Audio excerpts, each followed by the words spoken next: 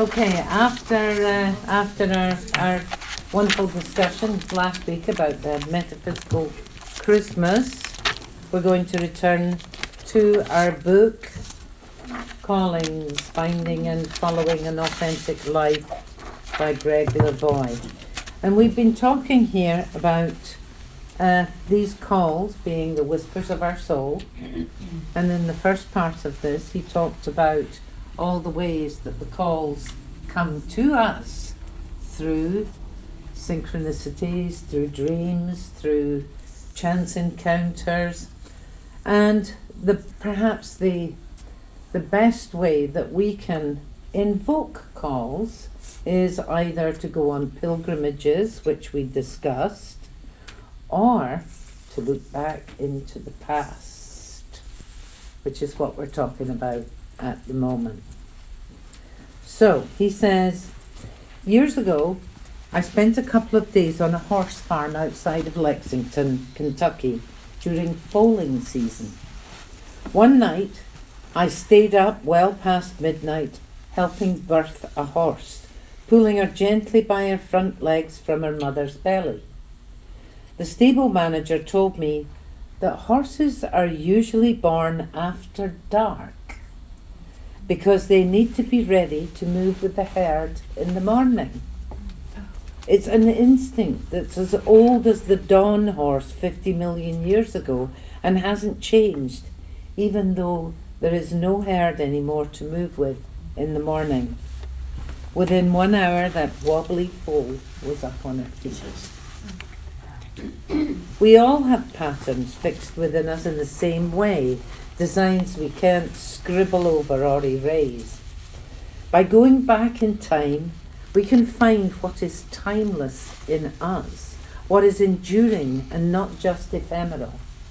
We discover that we aren't just a particle, but also a wave that starts far out at sea. Calls fit into these patterns as they grow out of them. In a sense, patterns are calls that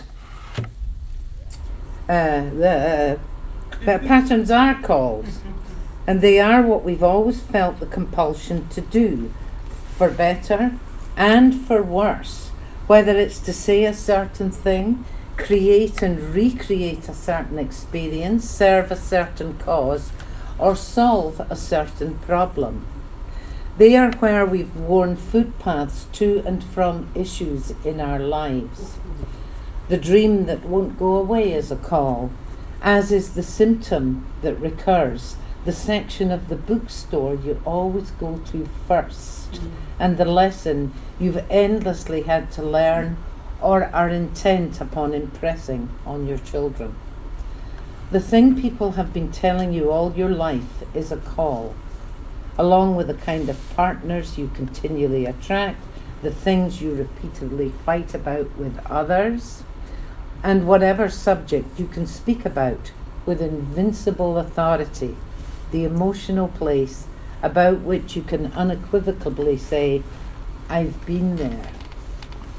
Ever since the writer Madison Smart Bell was a boy, he found himself quietly inserting he said and she said into his friends' conversations, as if I were to be life's narrator. That's a call.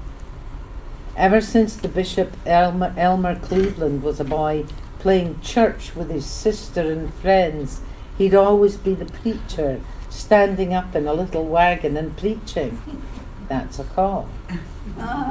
In discovering such patterns, people who feel they don't have a call may be surprised to find not only that they do, but that they always have, and that they've been responding or reacting to it for much of their lives. While some calls come and go, others are lifelong projects, especially those that involve the wounds we inherit. For there's no end to the work of learning to love or to forgive, to deal with anger or fear or trust, to figure out intimacy. Either way, we're thrown like yarrow sticks, and by consulting the past, we can find patterns in the configurations. Vocational counsellors encourage people to take inventories of their personal values, their most beloved pursuits, their strengths and weaknesses, the major events in their lives, the activities at which they feel most at home, the things they believe absolutely, and the things they were told to believe absolutely, but don't. They're after patterns and the calls concealed in them like subliminal it's easy for you to say, subliminal messages. They understand that any change that fails to take into account the firmly established forces in your life, the great loves and hates, the unremittent beliefs and values, is likely to found there. So, all interesting stuff, isn't it? He then goes on to describe this extremely long story that I'm not going to read about a lady called Sharon Matola, who always had this affinity with animals, but of course spent her life doing everything other than that, until eventually she actually got a job in Belize, of all places, British Honduras as it once was, looking after some animals for a film that was being made there. And actually the film lost the funding, and so she was stuck there with these animals with the job of either getting rid of them or taking care of them. And so, as a kind of joke, while she was trying to work out what to do, she stuck up a sign saying Belize Zoo. And then, in order to be able to support the animals, she was driving backwards and forwards on her bicycle, riding a Kawasaki 650 motorcycle into town with a bunch of chickens to be able to raise funds to keep going. Well, that was apparently some time ago. And today, though, this zoo has blossomed. People wanted to come and see these animals. And it's blossomed so much that it has 125 animals of 48 native species, a staff of 22, 1,000 acres, and an operating budget of nearly $500,000. That's a lot of chickens. That is a lot of chickens, and she says it's an absolute miracle that it worked. It's been a survival situation for the animals and for me.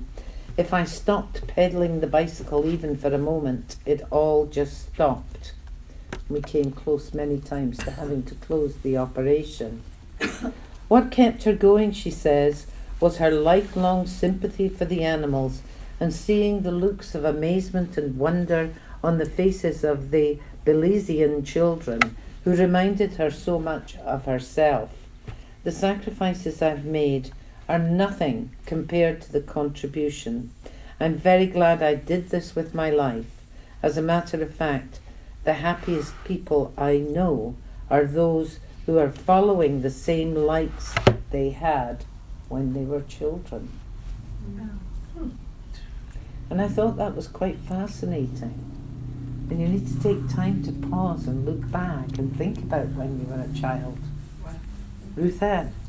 You know, I've worked with 12 steps people at times, and one of the things I always recommend, they get to a crossroads and they don't know what they're going to do, and particularly women get stuck and they don't know where they want to go or what they want to do. And one of the things I ask them to do is to go down and make a list of what they loved as a child and growing up, and inevitably that opens some doors.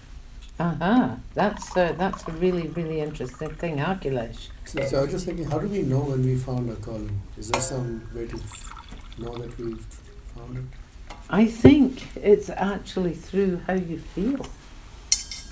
if you feel at peace, if you feel joyful, and this is as a constant, not just a moment of, oh, I feel peaceful today, but when you are really at peace in whatever it is that you're doing, or you feel very joyful, you know, it's, for me, it's coming here. And that, you know, I never ever thought that, but I really look forward to it. Yes. So you were a preacher when you were No. Red wagon. I didn't have a wagon. No. Well, I think there's many callings, Yes. so that when you're a child, you can grab a whole bunch of those and bring them through your life. But yeah, you're coming here. I loved animals as a child, and you know, Yeah. still do. But very interesting, because I also loved. There's some of us who love helping other people, and so your career may go that route also. Right. Exactly. Mary. Well, sometimes it's easy, sometimes it's easier to know what it isn't than what it is. And so, of course, I knew what mine was from a very young age when I ate all my crayons because I couldn't, they were so beautiful, I couldn't think of anything else to do. But I know for me, throughout the years, if something is presented to me or I'm headed in a way that is not along those lines, it's taken me years to figure it out, but I realize that I get this intense feeling in my chest that's like,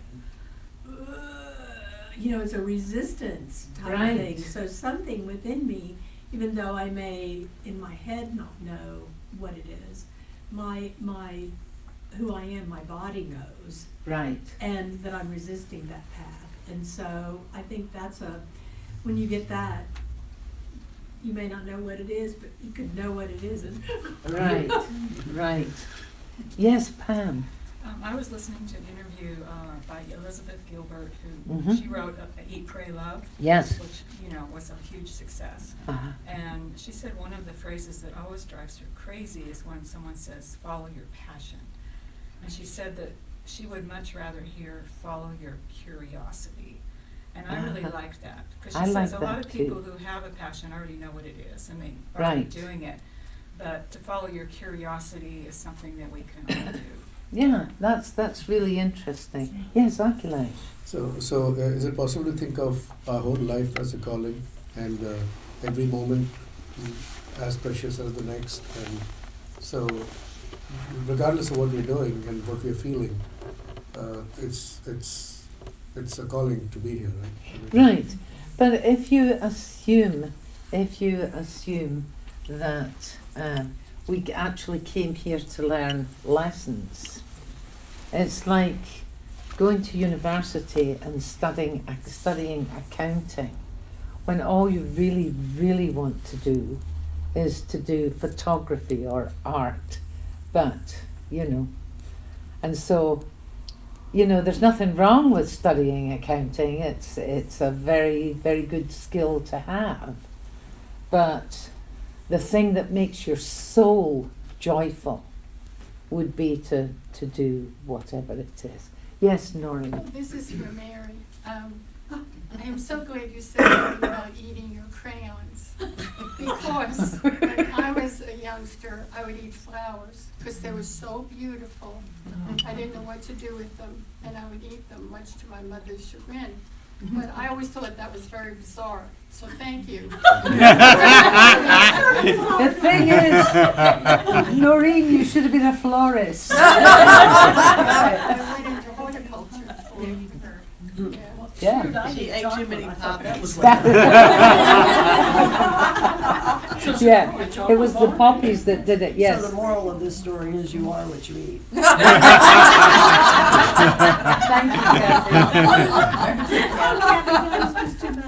you, I wanted to, you know, when Pam mentioned Elizabeth Gilbert, it clicked in my head. I heard her tell a story a few years ago about, it was these ideas that she has. Of course, her calling, her big calling, is the writing, but there are other callings within that, and that's what I was going to say. You know, we all have these these callings that are living up there in the unified field, and they want to be recognized, and they're looking for us to pay attention. And that's what happened to her, because she had an idea, and it was percolating, but she was working on something else. And then she met a friend of hers who was also a writer that she hadn't seen for a while, and she was tempted to tell her the idea. She said, "I want to tell you this idea that I have," and they talked about it, and it was wonderful. Well, the friend wrote it with Elizabeth's permission, because she could not have time, because this idea was a calling that wanted to be heard. And so she went ahead and wrote it, and she asked Elizabeth's permission, and she talked about what an interesting feeling that was for her, to know that it had come to her and she was able to pass it along to someone else, because she couldn't work with it. Right, so it satisfied her calling and of this other person. Yes. So, yes, Laura. I just recently been in conversation with somebody who was questioning purpose. What am I here for? I don't feel like I have a purpose. And that's a little different than calling, but sometimes we don't know I think the two are synonymous. So one of the first thoughts that I had, that I expressed, was, well, you've given that voice. It's gone out into the universe. Something will come back to you. And the second thought that came to me just as we're talking here today is that you begin with being thankful for what you have. A pretty day, it could be a small thing, but you start with a thankful heart for something. And every day express thankfulness about something. Well, even if you don't live your whole life in a state of thankfulness, I mean your whole day, you're angry about traffic or whatever. You start with something to be thankful about, and that begins to grow, and it begins to develop into something that you find unfolding before you. Now, whether that brings purpose or not, I don't know, but I know it brings inner peace, and that's where purpose begins. Yeah. Akhilesh. So, like in Zen and some other Eastern methods of living, you can feed on the marrow of life through any activity. So, whether you're sweeping the floor or tending your garden or walking or pouring water or whatever, getting really absorbed in that and really seeing it, really sort of experiencing the vitality of that activity in every aspect. Getting into the flow of it. Well, I think that is also living in the now. That's exactly what it's all about. Yeah. Yes. Lucas? I wanted to speak to the wounding part of that and the lessons about, the callings and the purpose. I know for me, from a very early age, it was all about teaching. I loved teaching and I loved sharing, but then as I got older, I'm also terrified of attention on me, right? So there was this whole wounding part that I had to work with healing so that I could actually step into what was trying to come through me and what that, what that purpose calling was for me. And that took a long time, and it felt very confusing for a while, because it was like, well, I tried many different things, and then insecurity would overcome, and and then I would quit, and so I kept thinking that I was going in the wrong direction, but then the inner compulsion just wouldn't go away, so I had to really deal with that of course is the calling, is it? Kathy, and then Jan's to say. I'm feeling some psychic stuff here, because what I was going to say was, you mentioned in the book how a lot of what our callings are healing wounds that we come in with. Yes. The patterns that we continually create in our lives, or maybe even past lives, that we came through to heal. And like she said, to get to whatever your passion or the thing that makes you feel like you are compelled to do, you've got to kind of heal some of those wounds. But just the healing of the wounds, or noticing the patterns and stopping the repetition of them and getting to the root of them, is a Mhm. calling in itself. Absolutely, absolutely. Jan, you were waiting to say something. Oh, I kind of had the opposite experience as Lotus, because when I was really young, my friend's mother said, "Oh, you have to be a teacher. You have to be a teacher. You just are meant to be a teacher." And I said, "No, no, no, I don't want to do that." Uh-huh. I was thinking of a classroom situation, and I just didn't want to be in that position. But through my life, I've taught so many different things, and they're not conventional, and they're not in a classroom situation. But someone the other day said, "You've been a teacher all your life," and I said, "No, I haven't. No, I haven't." And I started thinking about Right. it. Because Yeah. this is again one of the things we talk about having, you know, an attachment not just to an outcome but to a particular picture. Her picture was that a teacher is somebody that stands in a classroom, and yet there are opportunities all the time to be able to share and instruct and to guide, you know. So I think that's a really, really good point, Jan. Okay. The next part is called the bottom of the iceberg. The interviewer said, "If your house were on fire, which object would you take with you?" And Jean Cocteau said, "The fire."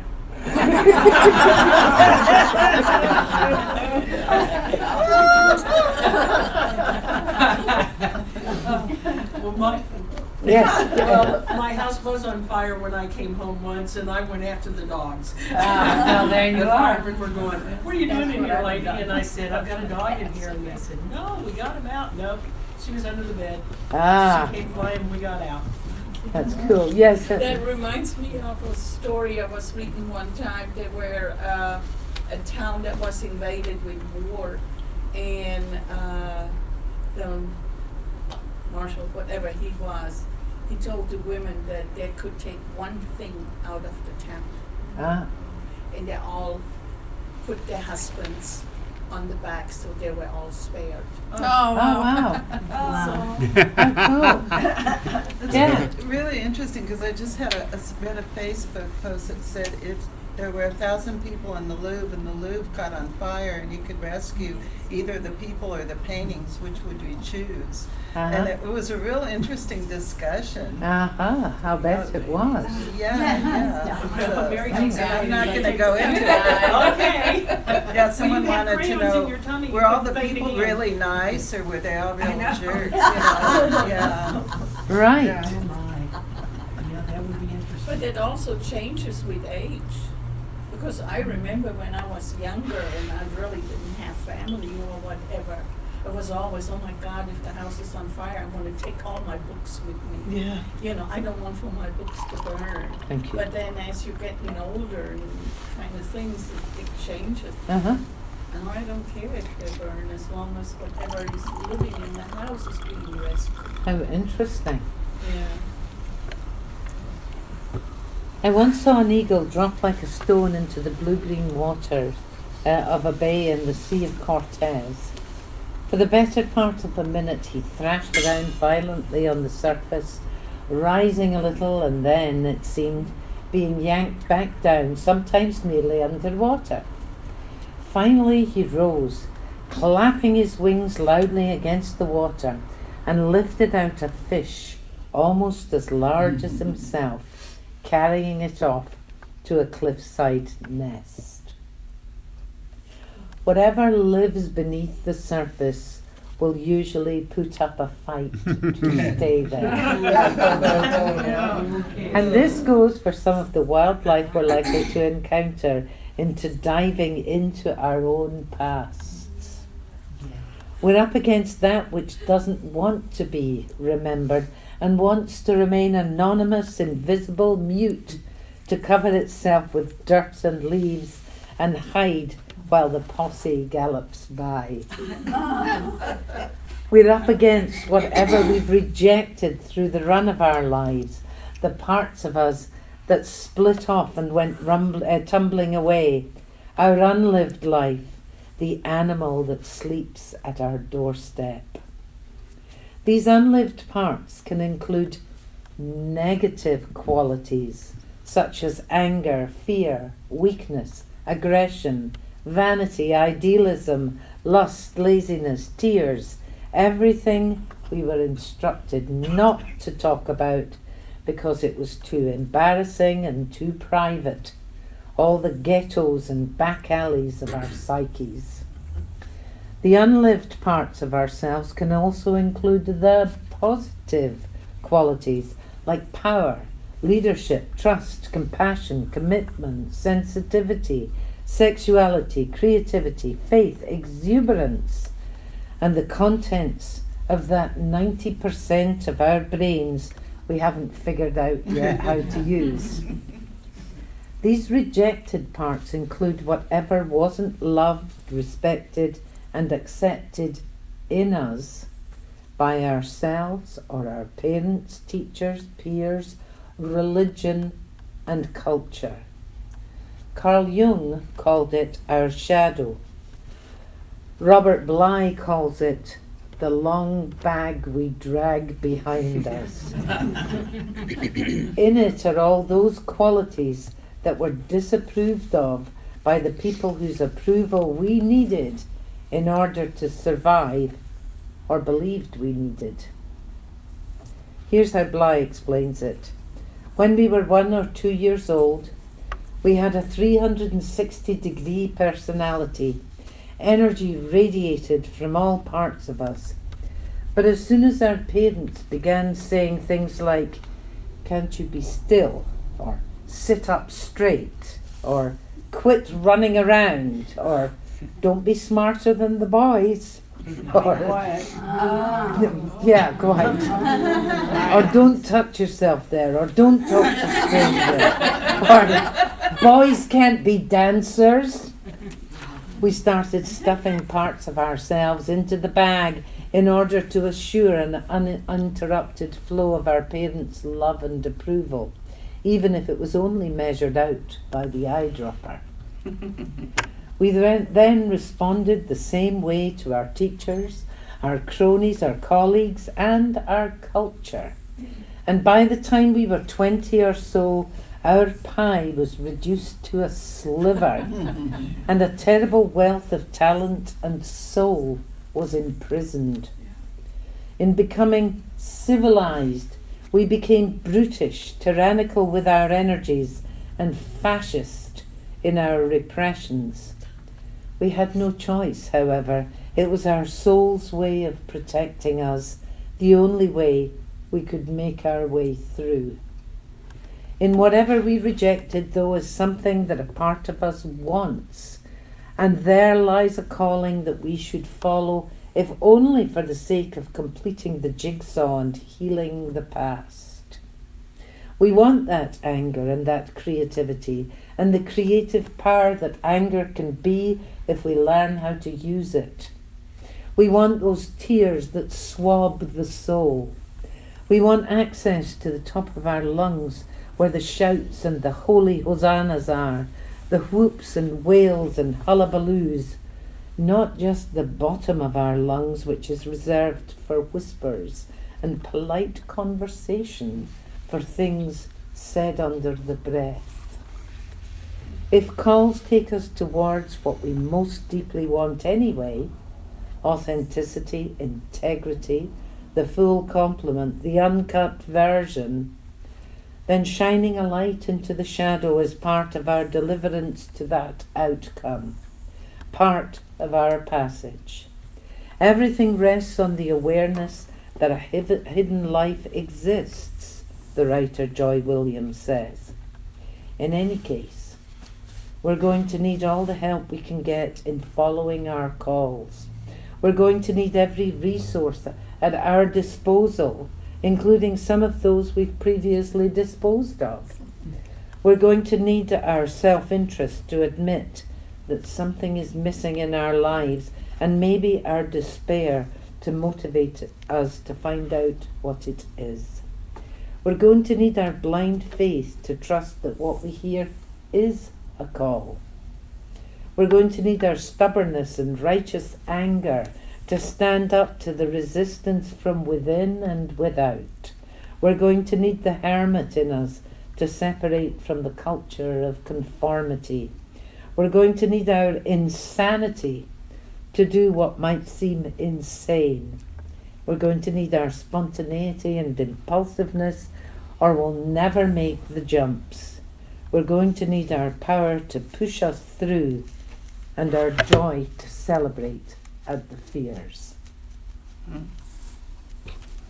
Akhilesh. So I just want to continue on my train of Socratian questions today. Absolutely. And, if you're measuring our life by our emotions and how we feel, and it's in our power to feel joy or anger or hate, should we focus on just feeling joy and not allocating it to any activity and being dependent on some activities to feel that joy, or the opinions of others? Interesting. Okay. Kathy? I would say you should concentrate on feeling whatever you're feeling, Okay. Being Interesting. not just joy. And work at understanding it. Okay. What you're feeling, why. I understand. All right. I think feelings go beyond our mental capacity to put labels on it. Well, I'm feeling joy because of this, or sadness because of that, or I need to understand why I'm this or that. It's a state of being in that moment that allows you to observe yourself and determine if that's where you want to be, or if you want to be someplace else in your emotional realm, or even just a witness of that moment. Because Okay. you can't necessarily make it into something else. It is what it is. Right. But being a witness is exactly what Akhilesh was talking about being in the now. Because that is the point. When you stand as just a witness, even if you're sweeping the floor, there is an absence of judgment. You're not judging sweeping the floor as being some kind of subservient, less than task. Yes, Akhilesh. I think this is where duality comes in. So, duality is when the subject and the object are different, where you are, like, different from, let's say, God or from the other person and so on. Uh-huh. And lack of duality or non-duality is when it's all just one big consciousness. And what you're doing is not different from, Right. The person who's seeing and the person who's doing are the same. Right. If you can The get observer and the that. observed are the same. Yes. Laura? It has been told to me that, and I've kind of studied it a little bit, that sometimes we have feelings percolating up in us, that aren't really ours. We have connections with people all around, people we love, people that we don't like. We have these lines of connection with a wide world. And sometimes their energy comes through that line, and we pick that up and we feel that. Mm-hmm. So it's been a process of seeing it, of feeling it, and going, Right.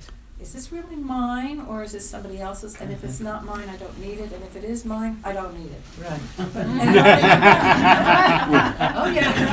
That's the power to Amy. examine each thought that somewhere comes once, through. that if you have trouble trying to figure out what you want or what you feel, or what you think, try to think with your heart and feel with your head. Yes. And I tried it, and it's pretty cool. I don't know how to It describe is, it. but it's Yeah. really hard, especially if you're used to living in your head. It's very, very hard to separate that and then, start thinking, feeling with your heart. Yeah. Mary, you were waiting to say something. No, it really wasn't. Oh, But okay. I You do were just know that wait- that we do know from Heart Map and other places that, that our heart actually thinks more than our brain does. Absolutely. There's more electronic signals Yeah. coming, or energy, frequencies coming from our heart than from our brain. Right. But all of the stuff that we've been talking about is exactly what he's saying here. That many of these beliefs, these judgments, these understandings, they are from conditioning in the past.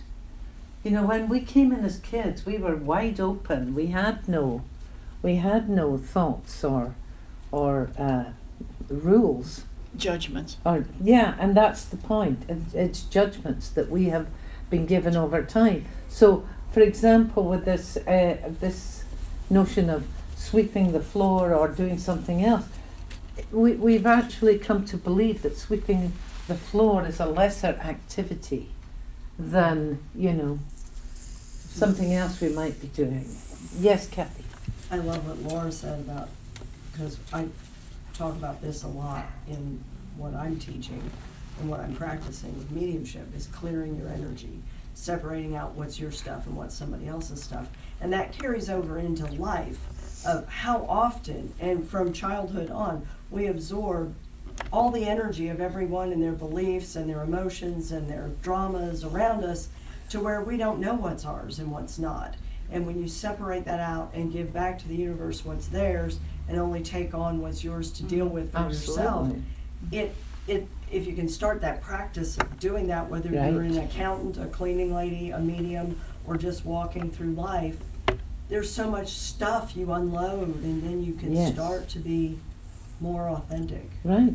But I mean, this is part of, if you want, this is part of ascension. This is part of you know, rising in consciousness, is becoming aware that we are all connected. This brings us back to the oneness that Achilles raised earlier.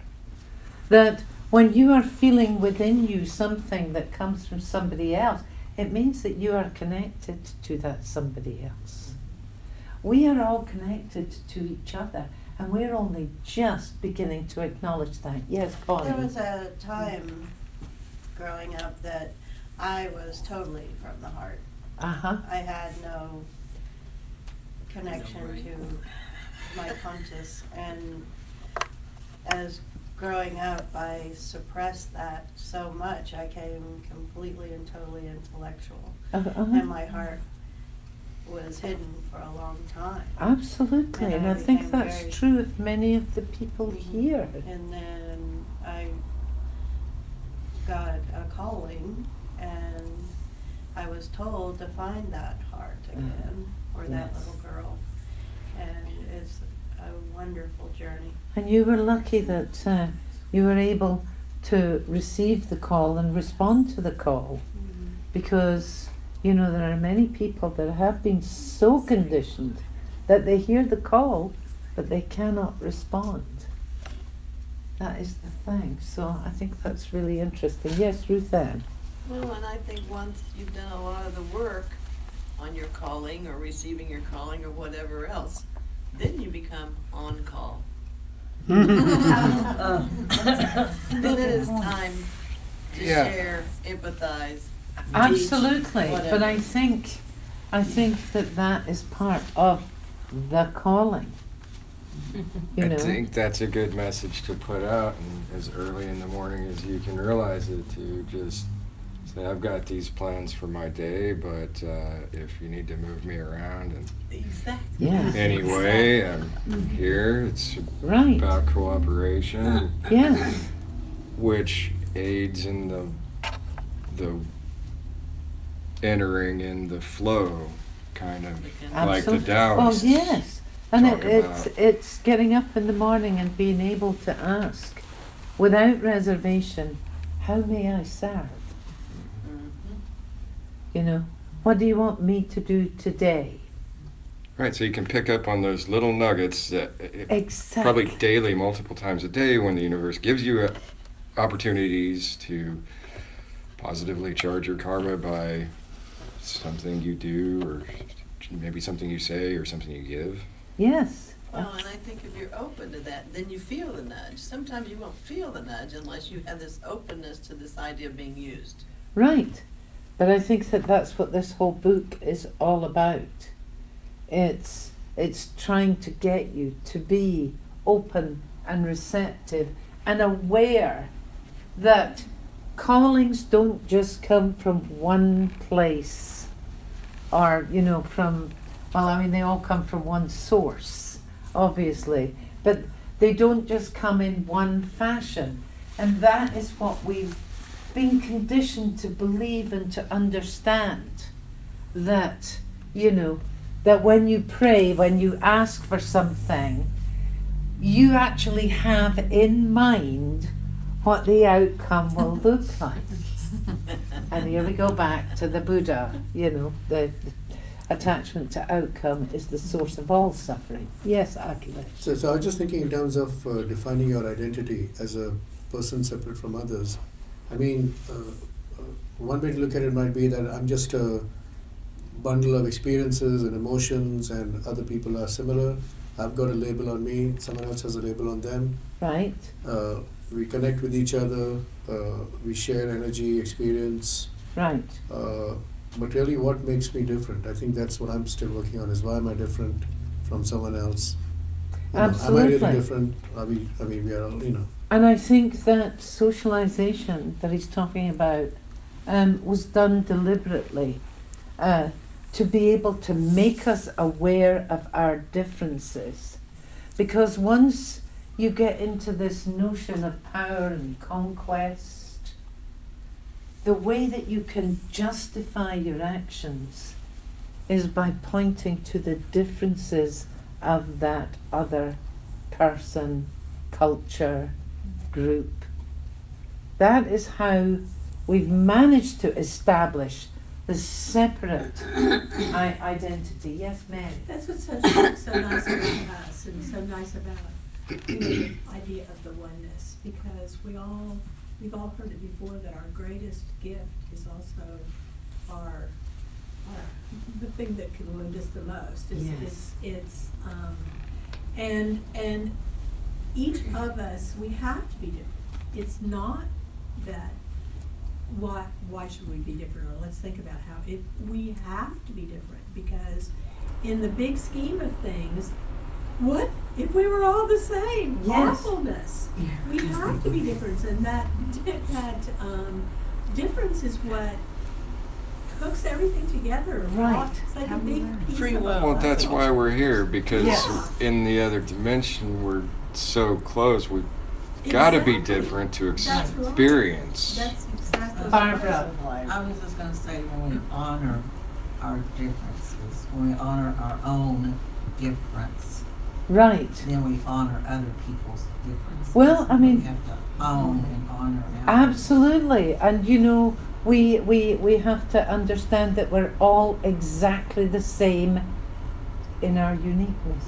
Isn't it? Paradoxes, I love them. I know, paradoxes are wonderful. But the other thing too is, as I said, once you start looking and pushing people aside for separation, then immediately you have justification for doing what you do.